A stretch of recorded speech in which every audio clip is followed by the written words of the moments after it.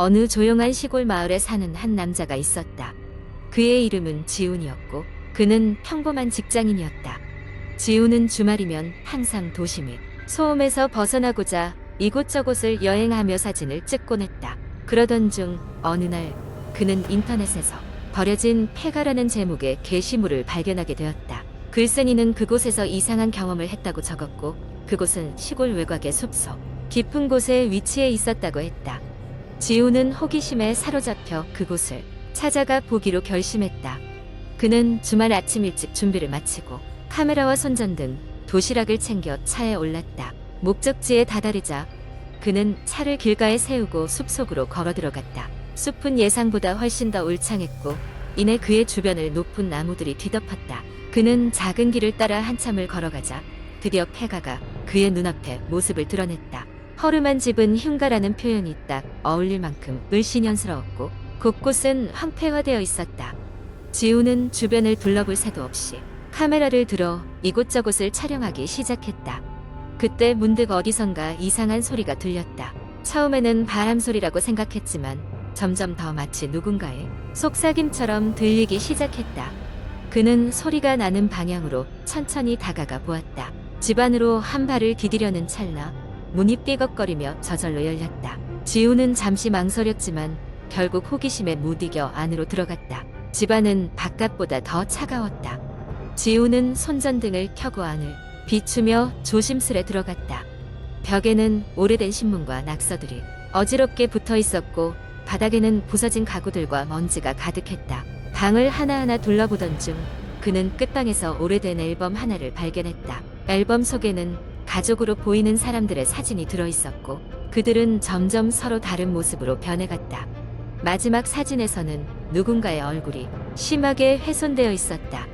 지훈은 앨범을 덮고 일어서려는 순간 갑자기 누군가가 그의 어깨를 잡아 끌어당기는 느낌을 받았다. 놀란 지훈은 손전등을 뒤편으로 돌려 비추었으나 아무것도 보이지 않았다. 정신이 번쩍 든 그는 급히 집 밖으로 뛰쳐나왔다. 밖으로 나오자마자 그의 등 뒤에서 문이 쾅 닫히는 소리가 들렸다. 그는 몸을 돌려 다시 집을 쳐다보았지만 아까 전과는 달리 아무 소리도 들리지 않았다. 지훈은 두려움을 간신히 억누르며 서둘러 그곳을 빠져나왔다. 기분을 가라앉히기 위해 숲길을 걸으며 사진을 다시 검토하기 시작했다.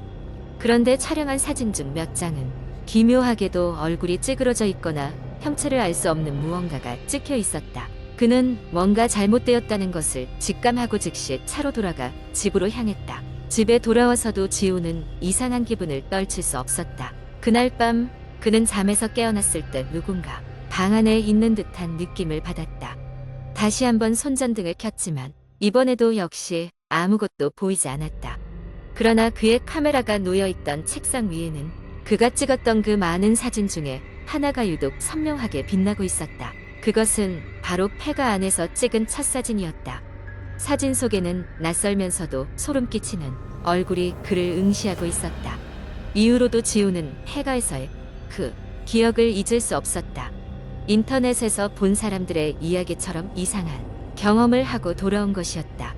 그는 그 후로 다시는 그런 장소를 찾지 않기로 결심했지만 그날 밤에 섬뜩했던 경험과 사진 속의 그 얼굴은 오랫동안 그의 머릿속에 남아있었다. 어쩌면 그곳은 단순한 폐가가 아니라 무언가 다른 세상과 연결된 곳이었는지도 모른다. 두 번째 이야기. 한국의 인터넷 커뮤니티에는 매년 여름 무렵이 되면 공포 이야기가 많이 올라옵니다. 그중 하나의 이야기를 확장하여 작성해 보겠습니다. 이 이야기의 주인공은 대학생인 지우입니다. 지우는 여름 방학을 맞아 교외에 위치한 작은 마을인 할머니 댁에 머물기로 했습니다. 시골의 청정한 공기를 마시고 평소 도시 생활에서 벗어나 휴식을 취하기 위해 할머니 댁으로 향했습니다. 할머니 집은 오래된 기와집으로 주위에는 논과 밭이 펼쳐져 있었습니다. 도착한 첫날 밤 지우는 낡은 이불을 덮고 자리에 들었습니다. 그날 밤은 특별히 어두웠고 어디선가 매미 소리가 들려왔습니다. 깊은 밤 지우는 갑작스러운 소리에 잠에서 깼습니다. 낡은 마루에서 삐걱거리는 소리가 나고 있었습니다.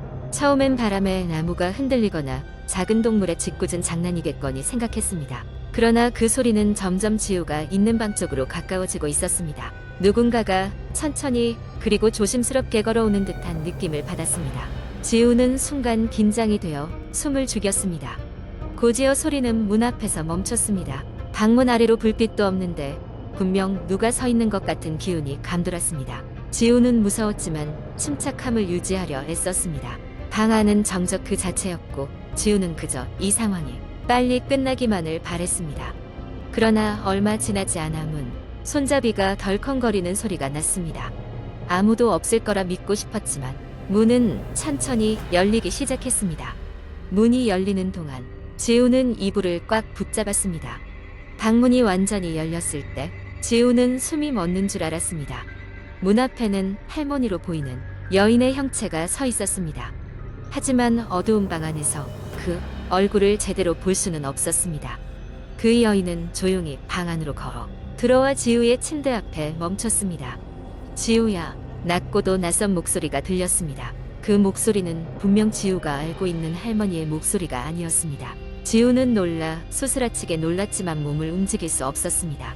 그 여인은 천천히 고개를 숙여 지우의 얼굴을 내려다보았습니다. 이 순간 지우는 차가운 공포가 온몸을 감싸는 것을 느꼈습니다.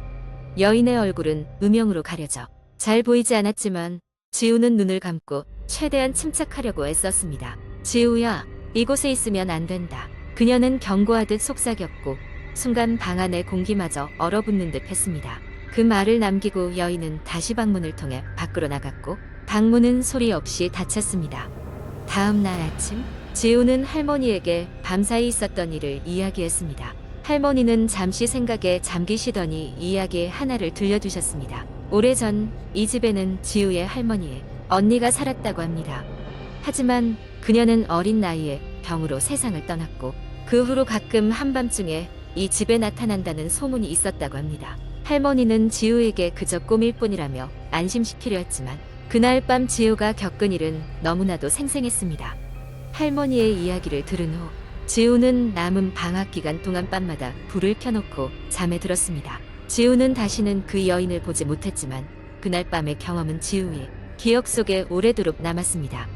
지우는 대학 생활로 돌아가 바쁜 일상을 보내며 점차 그날의 일을 잊어갔습니다. 하지만 한여름 밤이 찾아올 때면 지우는 가끔씩 크게 숨을 들이마시며 그날의 침묵 속에서 들려왔던 낮고 차가운 목소리를 떠올리곤 했습니다. 그것은 마치 다시는 그 집에 돌아오지 말라는 경고처럼 느껴졌기 때문입니다. 세 번째 이야기. 어느 비 오는 가을밤 나는 인터넷에서 유명한 공포썰을 찾고 있었다. 날씨는 서늘했고 창문 밖으로 부딪히는 빗소리는 나에게 이상한 기분을 주었다. 나는 소름 끼치는 경험을 읽는 것을 좋아했지만 직접 겪고 싶지는 않았기에 화면 속 이야기에 몰두하고 있었다. 그날은 평소 자주 가던 커뮤니티 사이트의 공포 게시판에서 특별히 인기 있는 글이 있다는 소식을 들었다. 제목은 지하철 13호 열차였다. 어떻게 지하철에 13호 열차가 있을 수 있나 싶었지만 나의 호기심은 그 글을 클릭하게 만들었다. 글쓴이는 어느 늦은 밤 서울의 한 지하철역에서 마지막 열차를 타려고 했다고 했다. 역은 이미 대부분 불이 꺼져 어두운 상태였고 누군가의 그림자조차 보이지 않았다. 마지막 열차라며 오른쪽 승강장에는 아무 열차도 없었는데 갑자기 반대편 승강장에서 기묘한 소리가 들리기 시작했다. 그 소리는 오래된 기계가 울리는 듯한 음산한 쇳소리였다. 글쓴이는 스릴을 찾아 그 소리 쪽으로 다가갔다고 한다. 그리고 그는 13이라는 번호가 붙은 오래된 열차를 목격했다. 그는 열차에 타기로 결심했는데 뭔가 묘한 기운이 그를 끌어당기는 듯 했다. 열차는 외관부터 남달랐고 모든 창문은 어둡고 마치 텅 비어있는 것처럼 보였다. 그는 잠시 망설였지만 호기심이 이성을 이겼다. 문이 열린 순간 차가운 바람이 그를 반겼고 열차는 기이하게도 승객이 가득 차 있었다. 하지만 그 승객들은 어딘지 모르게 비현실적이었다. 모든 승객은 형형색색의 옷을 입고 있었고 얼굴은 창백했다. 그들은 조용했고 시선을 바닥이나 창밖에 고정한 채 미동도 하지 않았다. 글쓴이는 그들 사이를 지나며 앉을 자리를 찾았다. 그 순간 그가 걸음을 옮길 때마다 승객의 시선이 동시에 그에게 향하는 것을 느꼈다. 그 눈빛들은 마치 그를 꿰뚫어 보는 듯했고 강한 불쾌감이 온몸에 스며들었다. 그는 좌석에 앉자마자 문득 이 열차가 어디로 향하는지 궁금했다. 주변을 둘러보니 목적지를 알려주는 전광판이 있었지만 그곳에는 알아볼 수 없는 글자와 숫자가 뒤섞여 있었다. 이 기묘한 열차에서 벗어나야겠다고 생각하는 순간 열차는 충격적인 속도로 움직이기 시작했고 내부의 불빛이 깜박거렸다. 승객들은 마치 조각상처럼 가만히 있었고 마찰의 소리는 공포심을 극대화시켰다. 시간이 지나도 열차는 멈출 기미가 없었다.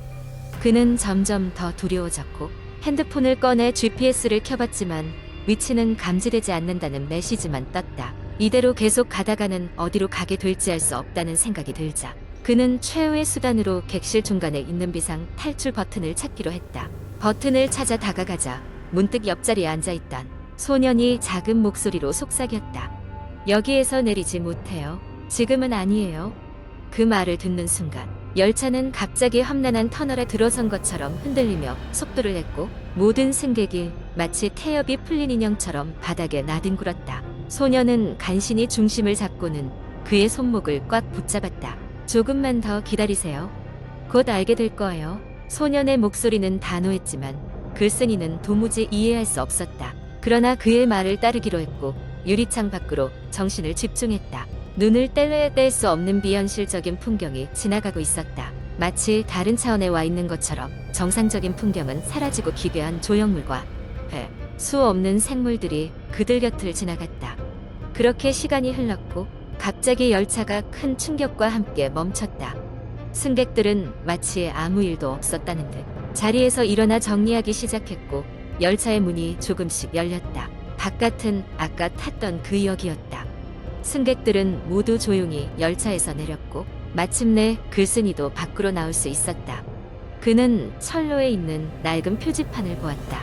거기에는 13호 열차는 그들을 위한 것, 영원한 여행의 시작이라고 쓰여 있었다. 그가 돌아보았을 때 열차는 흔적도 없이 사라져 있었다. 그리고 그 사건은 결코 일어났던 적이 없다는 듯 모든 것이 원래대로 돌아왔다는 것을 깨달았다. 글쓴이는 그날 밤 이후로도 여전히 그 열차를 꿈속에서 보고 있으며 아직도 그 여정의 의미를 찾고자 한다고 했다. 그리고 그날의 경험이 그에게 각인된 이후 현세와 다른 세계의 경계는 한 끗 차이일 뿐이라는 것을 깨달았다고 덧붙였다. 이 이야기는 내가 읽은 것 중 가장 소름 끼치는 것이었고 그날 이후 나는 지하철을 탈 때마다 무의식적으로 그 번호를 체크하게 되었다.